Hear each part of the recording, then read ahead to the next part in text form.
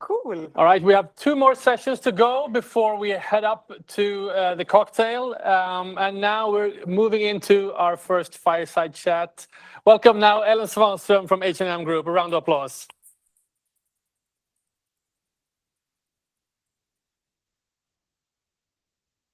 Do you want to sit? Yes. Thank you. Cool. Let's do this. Yeah, do you have a green light? Hello. Yes, I do. Yes. Cool. Thank you for being here. Well, thank you for having me. This is so fun. I have been working with H&M for a while. And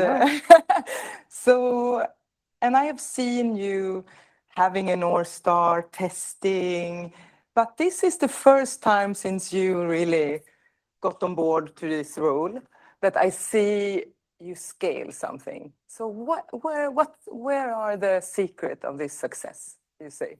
And do you agree with me? Or am I absolutely agree with you to start with. No, I think so. We have worked very hard on clarity and focus. So early on, we created a tech strategy that was simple enough to fit on a one-pager that truly stated the why, the what, the how, and the when. As you can imagine, we're a big global organization, complex environment, and many brands and businesses. So creating that simplicity, but still with clarity and focus, was truly important. So, and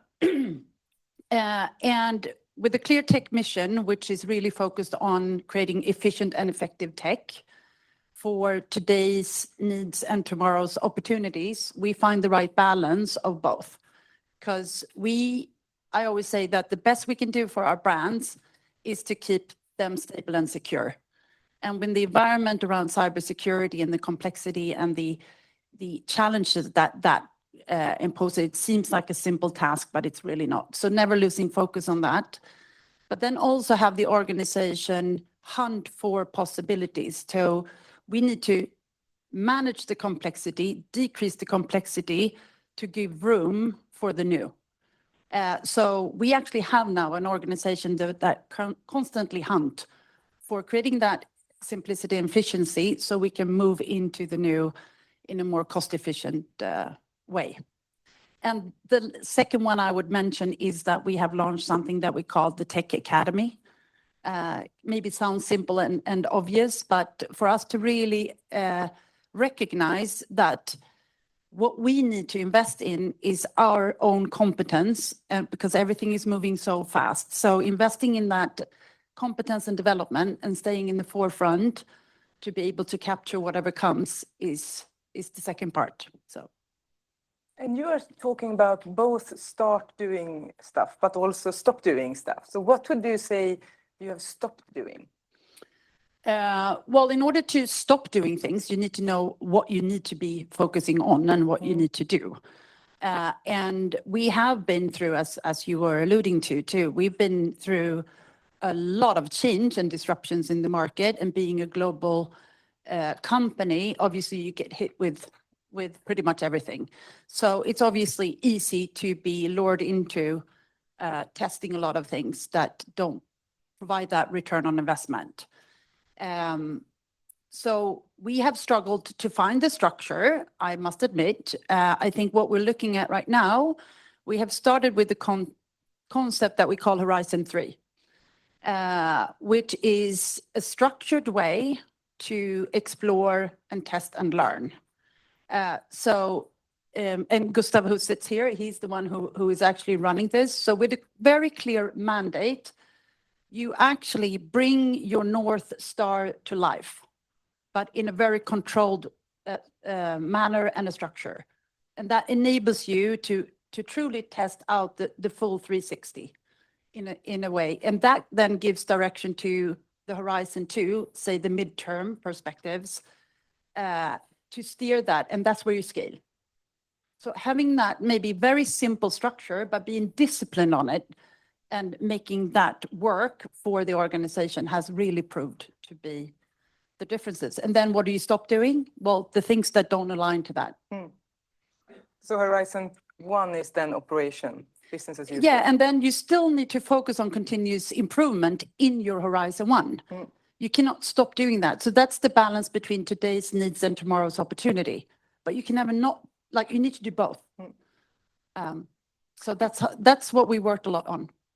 Maybe can you exemplify some of these transformational changes that have happened? Can you like give some examples of specific projects that you have done within this kind of new way of working?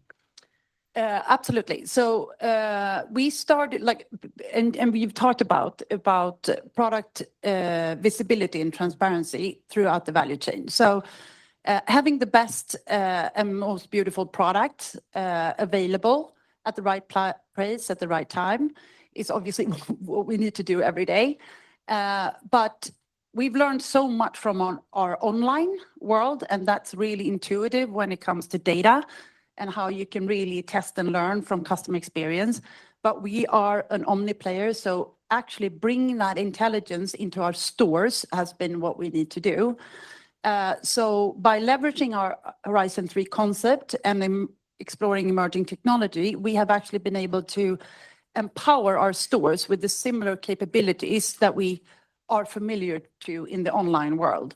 And then it makes it easier to connect. So we see immense opportunity and outcome of that. So we call it Smart Store, but it's really to get real-time data at the fingertip and the accessibility of the people who needs them.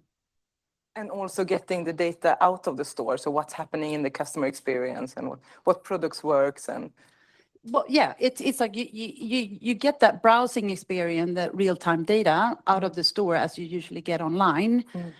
So we have deployed RFID readers in store that could give you the exact location of that garment, of the unique garment at real time. Yeah.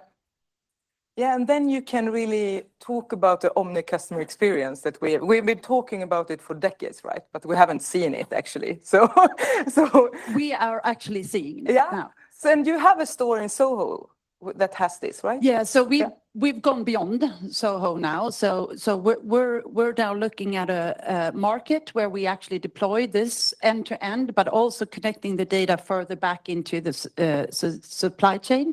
And starting to see how this plays out, both from a commercial meaning, like how that drives sales, but also how it drives efficiency. So effective and efficient. Yeah, and you love that, right? And also, I love it when you also, because when you have the right data at the fingertips of the people working in the store, but also the right assortment, right, in the store, it is a good experience, a good customer experience, but it's all about like having the tools and the backend. So I love the story.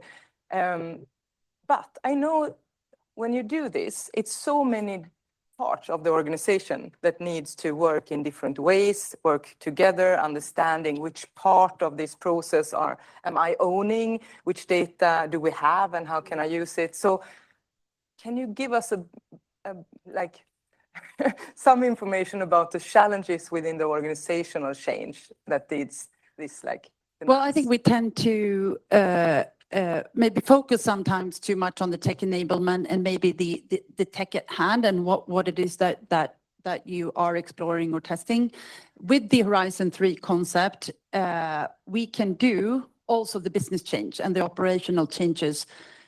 So again, back to the Smart Store example, where when we put this data and insights and applications, and also you can empower them with AI in the hands of our store staff, it's a complete new behavior and it's a lot of change management in every single store with every single colleague.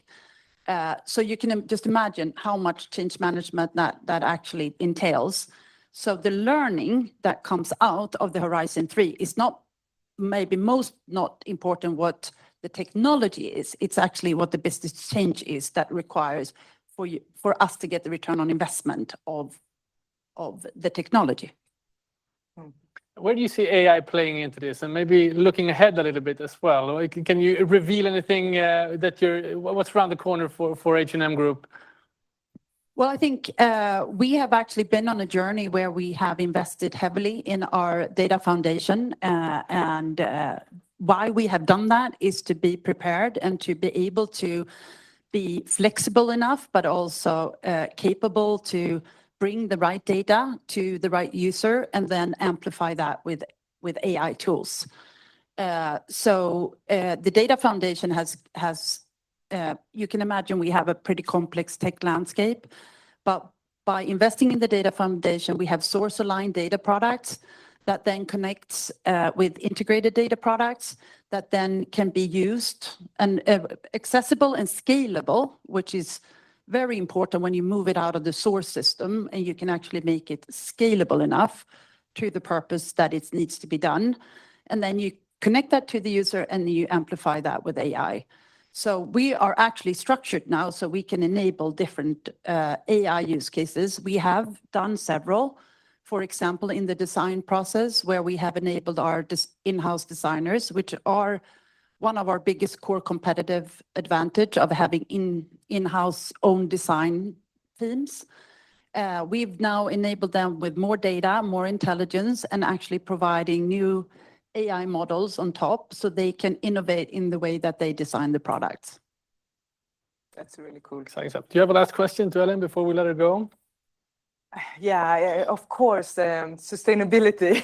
I know as a brand, you are really taking that seriously, and you have been in the forefront for a long time. And of course, doing the production more sustainable is key, but what are you more doing within the sustainability thing? Well, we have a massive program when it comes to sustainability and how we invest throughout the value chain. I think when it comes to this type of topics and the tech enablement part, it's really about how we can make sure that the precision topic that you've talked about, how we can really enable that we match demand and supply. And we do that fully and in the best way possible. We know that that is the biggest driver for making our business model sustainable in order to avoid any type of overstock or similar. Yeah. So that is obviously the biggest important. But we also do a lot about decarbonizing our production, etc. So it's a massive topic and something that we take very seriously and invested in over a long time. Yeah. Ellen Svanström, everybody.